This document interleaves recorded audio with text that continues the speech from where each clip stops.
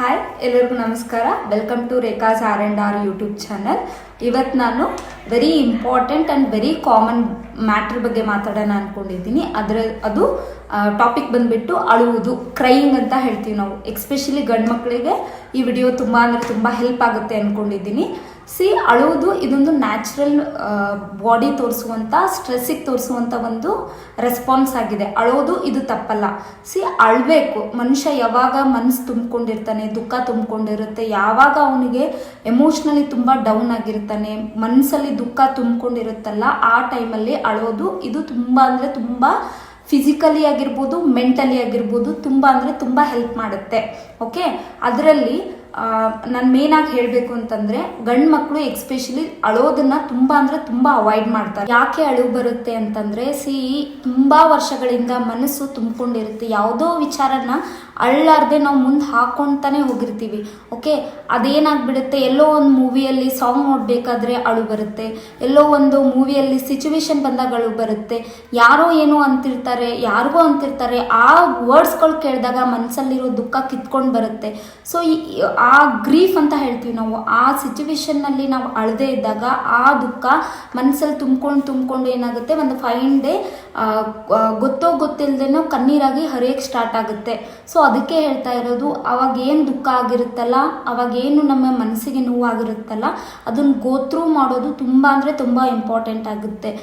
ಎಷ್ಟೇ ನಾವು ಹೇಳ್ಬೋದು ಸ್ಟ್ರಾಂಗ್ ಆಗಿದ್ದೀವಿ ಅಂತ, ಕೆಲವೊಬ್ರು ಇರ್ತಾರೆ, ಅವ್ರು ಏನು ಮಾಡ್ತಾರೆ, ನಾನು ಸ್ಟ್ರಾಂಗ್ ಆಗಿದ್ದೀನಿ, ನಾನು ಅಳಬಾರ್ದು, ಇದರಿಂದ ನಾನೇ ಆಚೆ ಬರಬೇಕನ್ನೋ ಹಠ ತೊಟ್ಟು ಎಮೋಷ್ನಲ್ ಫೇಸಸ್ನ ಪಾಸ್ ಮಾಡಲ್ಲ. ಅಂತಂದರೆ ಆ ದುಃಖನ ಮನಸ್ಸಲ್ಲಿ ಇಟ್ಕೊಂಡು ತುಂಬ ದಿನಗಳು, ತುಂಬ ವರ್ಷಗಳು ಹೋದಾಗ ಏನಾಗ್ಬಿಡುತ್ತೆ, ಅದು ಹೈಡನ್ ಪೇನ್ ಅಂತ ಹೇಳ್ತೀವಿ ನಾವು. ಅದೇನು ಅಡಗಿಕೊಂಡಿರುವಂಥ ದುಃಖ ಇರುತ್ತಲ್ಲ, ಸಣ್ಣ ಪುಟ್ಟದಕ್ಕೂ ಮನುಷ್ಯ ಕಿರಿಕಿರಿಯಾಗಿ ರಿಯಾಕ್ಟ್ ಮಾಡೋಕ್ಕೆ ಸ್ಟಾರ್ಟ್ ಮಾಡ್ತಾನೆ. ಯಾರೋ ಪ್ರೀತಿಯಿಂದ ಮಾತಾಡ್ತಾ ಇದ್ರೂ ಆ ಪ್ರೀತಿ ನಂಬಕ್ಕೆ ಇಷ್ಟ ಆಗಲ್ಲ ಅವನಿಗೆ, ಆ ಪ್ರೀತಿ ಮೇಲೆ ನಂಬಿಕೆ ಬರಲ್ಲ. ಓಕೆ, ಏನೋ ಚಿಕ್ಕ ವಯಸ್ಸಲ್ಲಿ ತಂದೆ ತಾಯಿಯರ ಜೊತೆ ಜಗಳ ಆಗಿರುತ್ತೆ, ಅದು ಮುಂದೆ ಹೋಗ್ತಾ ಏನಾಗುತ್ತೆ, ಆ ಟೈಮಲ್ಲಿ ಎಕ್ಸ್ಪ್ರೆಸ್ ಮಾಡದೇ ಇದ್ದಾಗ ಸೇಡ್ ಆಗಿ ಪರಿವರ್ತನೆ ಆಗುವಂಥ ಚಾನ್ಸಸ್ ಇರುತ್ತೆ. ಹೈಡನ್ ಪೇನ್ ಅಂತ ಹೇಳ್ತೀವಿ ನಾವು. ಅಡಗಿಕೊಂಡಿರೋ ದುಃಖ, ಅದು ಎಕ್ಸ್ಪ್ರೆಸ್ ಮಾಡದೇ ಇರೋ ದುಃಖ, ಅದು ತುಂಬ ಅಂದರೆ ತುಂಬ ಫಿಸಿಕಲಿ ಆಗಿರ್ಬೋದು, ಮೆಂಟಲಿ ಆಗಿರ್ಬೋದು, ಹಜಾರ್ಡಸ್ ಎಫೆಕ್ಟ್ನ ತರುತ್ತೆ. ಅಳೋದ್ರಿಂದ ಫಸ್ಟು ಮೆಂಟಲಿ ಏನೇನು ಹೆಲ್ಪ್ ಆಗುತ್ತೆ ಅಂತ ಹೇಳ್ತೀನಿ. ಅಳೋದ್ರಿಂದ ಸ್ಟ್ರೆಸ್ ರಿಲೀಸ್ ಆಗುತ್ತೆ, ಸ್ಟ್ರೆಸ್ ರಿಲೀಫ್ ಆಗುತ್ತೆ. ದುಂಬಿ ಬಂದಿದೆ.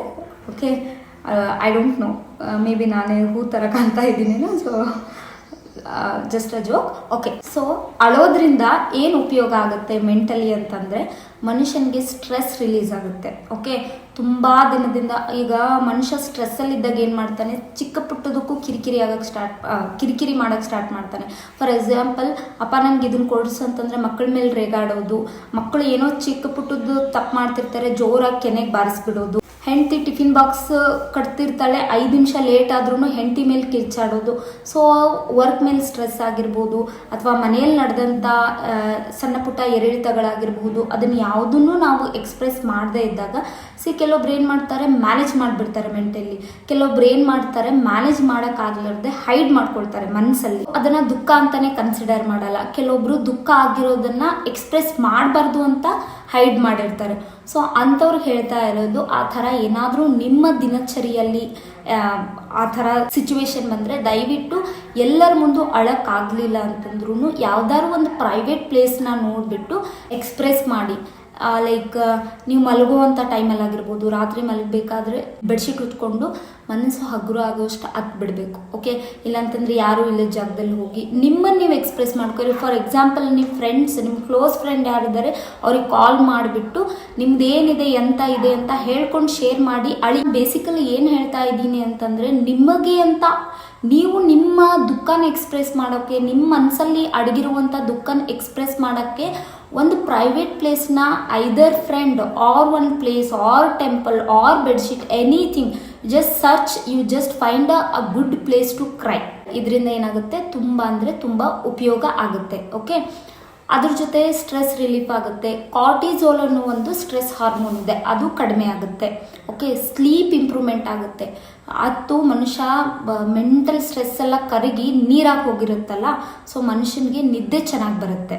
ಅಳೋದ್ರಿಂದ ಮನುಷ್ಯನಿಗಾಗೋ ಉಪಯೋಗಗಳು ಸೇಮ್, ಗಂಡು ಮಕ್ಳಿಗೂ ಸೇಮ್ ಉಪಯೋಗ ಆಗುತ್ತೆ, ಹೆಣ್ಮಕ್ಳಿಗೂ ಸೇಮ್ ಉಪಯೋಗ ಆಗುತ್ತೆ. ಆದರೆ ಗಂಡು ಮಕ್ಕಳಿಗೆ ಸಡನ್ ರಿಲೀಫ್ ಸಿಗುತ್ತೆ ಸ್ಟ್ರೆಸ್ಸಿಂದ. ಓಕೆ, ಮೆಂಟಲಿ ಮತ್ತು ಫಿಸಿಕಲಿ ರಿಲೀಫ್ ಸಿಗುತ್ತೆ.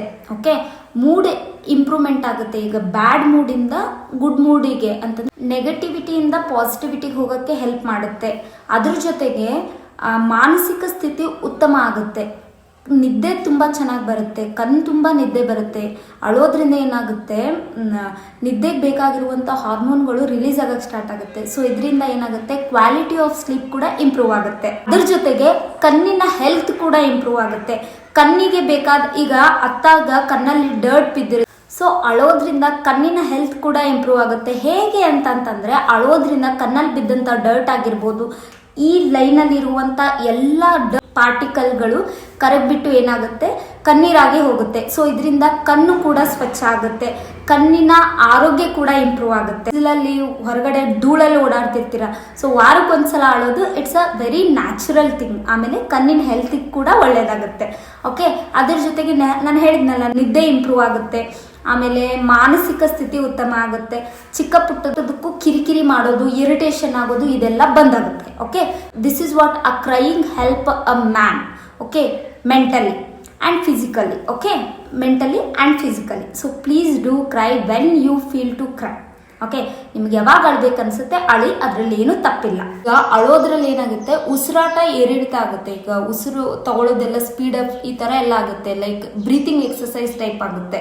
ಸೊ ಅದರಿಂದ ಕೂಡ ಏನಾಗುತ್ತೆ, ದೇಹಕ್ಕೆ ಸ್ಟ್ರೆಸ್ ರಿಲೀಫ್ ಆಗುತ್ತೆ. ಆಮೇಲೆ ದೈಹಿಕವಾಗಿ ಏನಾಗುತ್ತೆ, ಮನುಷ್ಯ ನೆಗೆಟಿವಿಟಿಯಿಂದ ಪಾಸಿಟಿವ್ ಆಗಿ ಕನ್ವರ್ಟ್ ಆಗ್ತಾನೆ. ಸೊ ಅಳೋದು it's a very natural and very important thing. Please whenever you feel to cry, please cry. Okay, so video ಏನಾದರೂ ಇದಿಷ್ಟು ಇವತ್ತಿನ ಮಾಹಿತಿಯಾಗಿದೆ. ಸೊ ವಿಡಿಯೋ ಏನಾದರೂ ಇಷ್ಟ ಆದರೆ, ಅಳೋದ್ರಿಂದ ಏನಾಗುತ್ತೆ ಅಂತಂದರೆ ನಮ್ಮ ದೇಹದಲ್ಲಿ ಹಾರ್ಮೋನ್ಸ್ ಕೂಡ ರಿಲೀಸ್ ಆಗುತ್ತೆ. ಸೊ ಸ್ಯಾಡ್ ಮೂಡಿಂದ ಗುಡ್ ಮೂಡಿಗೆ ಕನ್ವರ್ಟ್ ಆಗುವಂಥ ನ್ಯಾಚುರಲ್ ಹಾರ್ಮೋನ್, ಈಗ ಕಾರ್ಟಿಸೋಲ್ ಹೈ ಇರುತ್ತೆ. ಓಕೆ, ಸ್ಟ್ರೆಸ್ಸಲ್ಲಿದ್ದಾಗ. ಸೊ ಅಳೋದ್ರಿಂದ ಏನಾಗುತ್ತೆ, ಕಾರ್ಟಿಸೋಲ್ ಲೆವೆಲ್ ಕಡಿಮೆ ಆಗುತ್ತೆ. ಆಕ್ಸಿಟೋಸಿನ್, ನಾನು ಹೇಳಿದ್ನಲ್ಲ, ರಿಲೀಫ್ ಹಾರ್ಮೋನ್ ಅಥವಾ ಹ್ಯಾಪಿ ಹಾರ್ಮೋನ್ ಅಂತ ಹೇಳ್ತೀವಿ, ಅದು ರಿಲೀಸ್ ಆಗುತ್ತೆ.